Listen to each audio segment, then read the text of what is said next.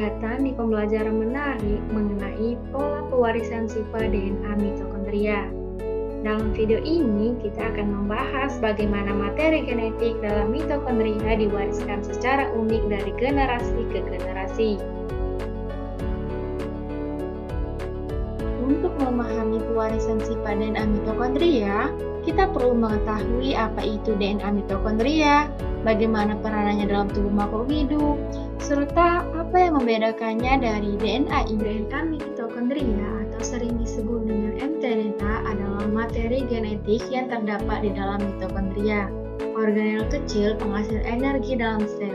Tidak seperti DNA inti yang diwariskan dari kedua orang tua, DNA mitokondria diwariskan hampir seluruhnya dari ibu melalui sitoplasma sel telur. DNA ini berbentuk sirkular dan mengandung informasi genetik penting yang mengatur produksi protein dan enzim yang dibutuhkan untuk proses respirasi sel.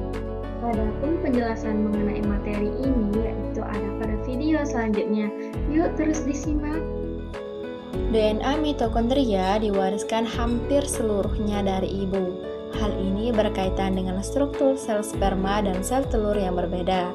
Sperma, sel reproduksi pria, memiliki 3 bagian utama, yaitu ada kepala, leher, dan juga ekor. Nah, kepala sperma ini berisi inti yang mengandung DNA paternal, sementara leher memiliki sejumlah kecil mitokondria yang menyediakan energi untuk pergerakan ekor. Saat pembuahan, sel sperma menyatu dengan sel telur untuk membentuk embrio. Pada saat fertilisasi, mtDNA dari sperma mengalami dilusi sederhana yaitu penurunan dan juga proteolisis yaitu pemecahan protein yang dimediasi oleh ubiquitin serta digesti aktif yaitu penyerapan ke dalam ovum yang dibuahi.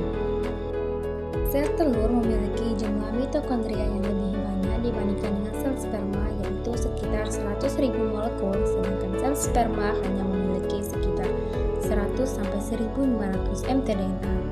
Dalam sel sperma, mitokondria banyak terkandung dalam bagian ekor karena bagian ini sangat aktif bergerak sehingga membutuhkan banyak ATP.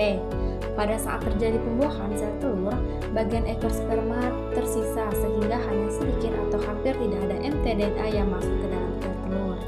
Sementara di ovum, si ibu sudah ada mtDNA yang kemudian akan berkembang dan bereplikasi untuk diwariskan kepada anak secara utuh.